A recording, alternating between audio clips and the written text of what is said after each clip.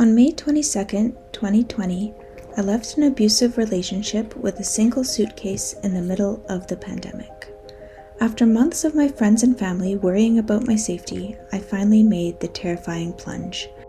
I took a picture while waiting for my flight in Ottawa to travel to my parents' home in Coquitlam. At the time, I felt like I'd reached the lowest point in my life, but looking back, I now see it as the start of my healthy beginning. Before I left, at the University of Ottawa, my lab partner Ira told me about an opportunity called Ocean Bridge, a program for youth ages 19 to 30 across Canada to participate in volunteer projects protecting the country's waterways. I applied despite my ex-husband's objections. After leaving both my husband and Ottawa, the program accommodated my new location and enrolled me in a learning journey that met COVID-19 social distancing requirements in Squamish and the Coast Salish Sea in British Columbia. This experience focused on conservation, Indigenous learning, and connections to land and water. It also played a significant role in my personal healing. Before the learning journey, I was apprehensive. I had not spent much time with people my age due to the control in my previous relationship, and I struggled with low self-esteem and frequent nightmares. My dad reassured me that this was an opportunity to create positive memories that I could look back on during difficult times. On the learning journey, I met the 10 other participants as well as the 2 group leaders. One of the first activities we did together in Squamish was a cedar weaving workshop led by Matthew and his father Henry from the Squamish Nation. They explained to us how to harvest cedar from the cedar tree and taught us how to soften and clean the cedar to make woven bracelets. After finishing the bracelets, we were told to give away our first completed project as according to Squamish traditions. I chose to give my bracelet to my mother to show gratitude for taking me in after I left. The next day, we sat by the Squamish River and learned how to make arrowheads from basalt rock and hammerheads from red volcanic rock. Splitting the rock was difficult. I don't think I managed to split any of them, and demonstrated the skill required for Indigenous craftsmanship. Matthew also showed us a traditional Squamish fishing technique where we built a dam of rocks in the river to create a calm area for fish to rest during spawning season.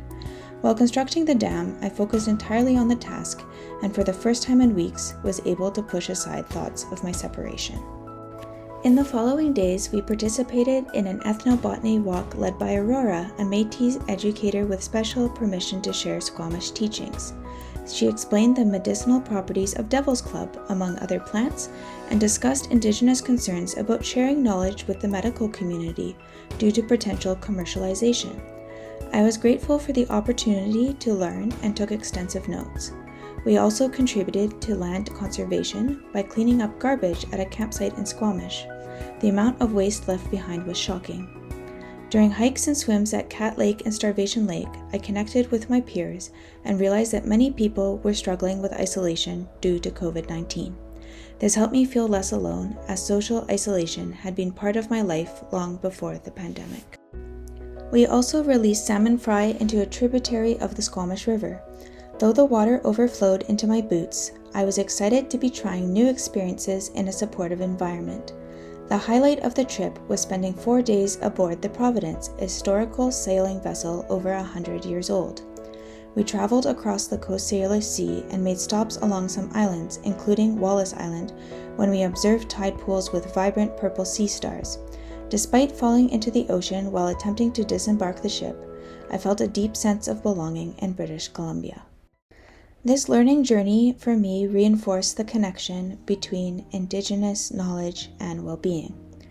Dr. Nicole Redvers in the Planetary Health Through Berries, Land and Water podcast states that since we are 60% water, caring for water means caring for ourselves. Again, research by Lines and their team in 2019 also highlighted that a connection to land is a youth-identified social determinant of Indigenous health. My experiences with land and water throughout this trip contributed to my emotional and holistic healing. I began learning to trust people again and to believe in kindness. 3 of the 12 participants identified as men, and all treated me with respect. One participant even gave me wanted advice on how to navigate online dating safely after my divorce. By hiking and feeling strong and swimming and feeling free, I gained self-acceptance in my own body after abuse. I started to feel beautiful again. Most importantly, this journey, my first post-separation experience, helped me build confidence, the confidence to start a new life.